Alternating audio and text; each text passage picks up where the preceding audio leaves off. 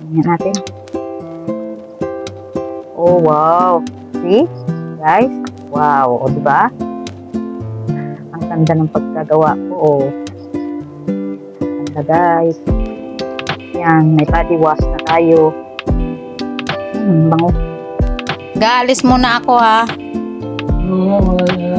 Oo. Bili lang ako ng gulay. Alis muna ako guys para bumili ng gulay. Alas 11 natin ang hali na kasi ng gising. Dahil wala talagang tulog. Nakaidlip ako nitong umaga na. So pupunta muna ako sa labas. Ang hirap kasi.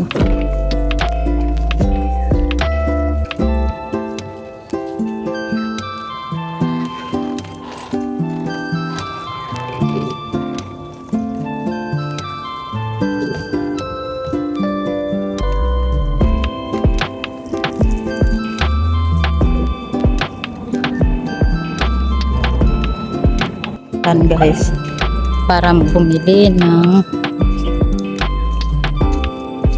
gulay.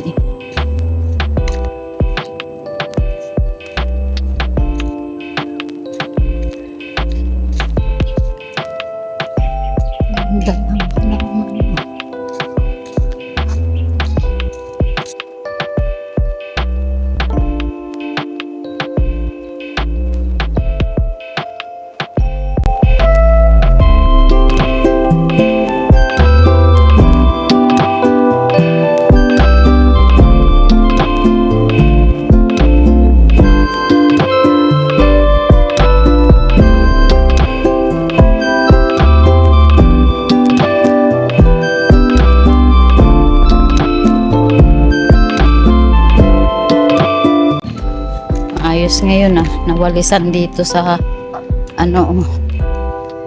daanan namin.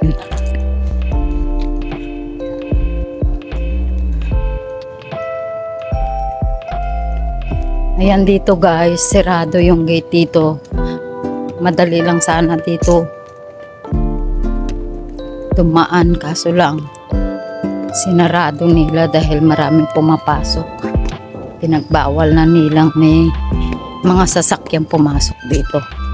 So dito napakadumi kasi yung mga tao walang disiplina, tapon lang ng tapon ng basura kahit saan.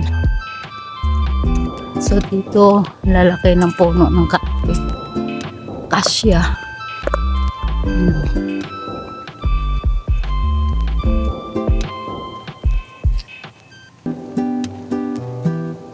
Dalakarin ko lang guys, malapit lang naman, ewan ko ilang minuto. Yan ang akasya, laki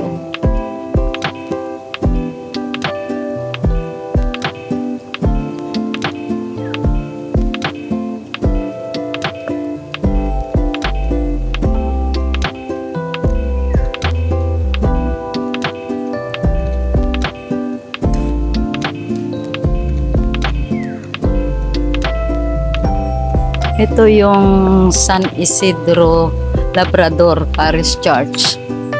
Yan guys.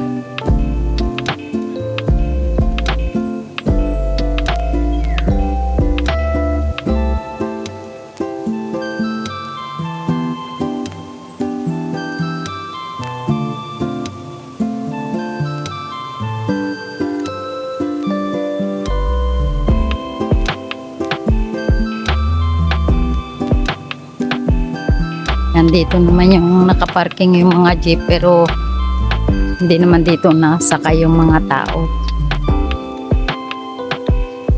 May parkingan pa sila doon sa taas, doon sila nangunguha ng mga pasahero. Doon kami sumasakay kapag gusto namin pumunta sa bayan.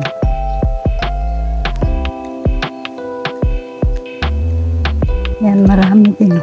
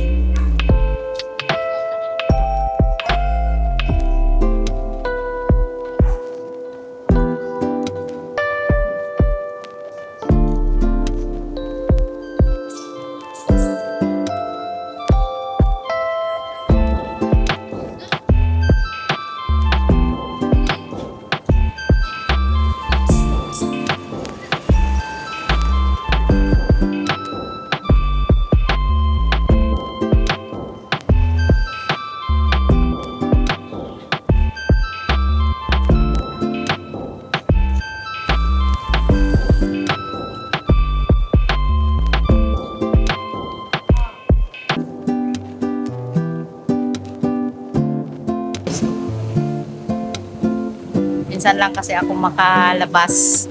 Kaya ngayon magbibideo-video ko. Yan ang papasok sa loob sa amin. So tara, samahan ninyo ako guys. Uwi na ako. Bumili lang ako ng mga gulay. Yan.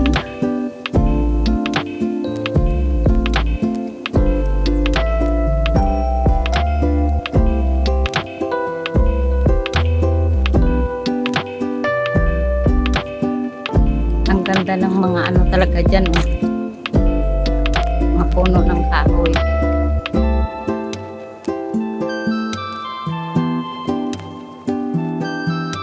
Ayan, papasok na ako dito sa gate na sinara nila. Kasi nga guys, sinarado ito dahil maraming pumapasok na sasakyan at hindi nila masisita. Naninita yung mga gwardiya dun sa taas. Lalo kapag nagdadala ka ng mga materials na paggawa mo sa bahay mo. Ganda mga kahoy dito.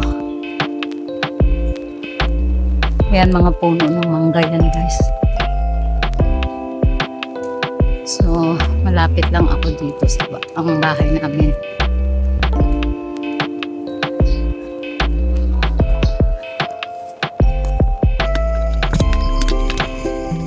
Yun, okay. Guys, dahil naubusan ako ng liquid soap na ginagamit ko doon sa paghugas ko sa asawa ko. Pag may mga sabon kayo dyan na sobra-sobra, ganito ang gawin ninyo. So, gagawa tayo ng liquid soap guys. Pero, ito ang gagamitin ko kasi wala na nga akong pangbili. Mabuti may naitago pa akong sabon. Kasi mahirap guys kapag yung, yung ito, ikukuskus mo. Ikukuskus ka pa, yung liquid, mo na lang, pigain pagkatapos nasa kanyang wet. So, para-paraan lang guys. Kaya gawa tayo ng liquid soap. Yan. Actually guys, dati gumagawa ako ng mga sabon, whitening soap. Pero from raw materials talaga, mga herbal soap. So kung ang gumawa uli, kaso lang, sa dami na ngayong gumagawa. Kung natutukan ko sana yun guys.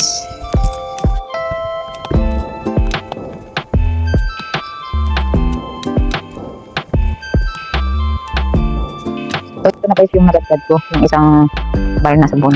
Ayan. So ngayon, gagawin na natin sa kusina. Sasamantalahin ko to guys kasi wala pang ingay. Kanina nga habang nagre-record ako na nagkukuskus nito, nagkugadgad nito, may nagmura doon sa kapitbahay, tinik na dinig. Kaya pinutol ko na lang. So guys, lulutuin. Yan, isang baso at kalahati ang ilalagay natin. Yan. Santayin lang natin guys na uminit yan bago natin ilagay ang ating ginadgad na sabon. Ang ilagay pa lang ninyo guys na tubig, yung distilled water. Yan ang kailangan natin ilagay. Kasi syempre sa katawan natin isa sa itong sabon na ito. So ayan na, ang tubig, ilagay na natin yung sabon. At kailangan guys na nyo lang yung apoy ninyo kapag medyo mainit na.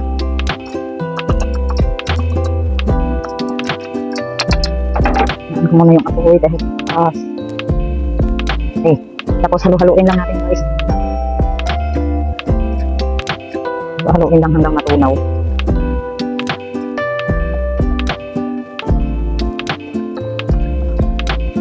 Para lumapot yan, may iba pa tayong ingredients na ilalagay. Ayan, tuloy-tuloy lang ng paghalo guys, at yung apoy, mahina lang dapat talaga. Ayan, tuloy-tuloy lang yan, mahina lang ng apoy. Para-paraan lang guys, para hindi na pumili ng liquid soap. Kapag may mga sobra-sobra naman kayo diyang mga sabon, mga pinag-anuhan ninyo, mga maliliit, maninipis, itago nyo lang or itabi nyo lang at gawin nyo yung ganito. So, may hand liquid soap na kayo or body soap. Ayan na.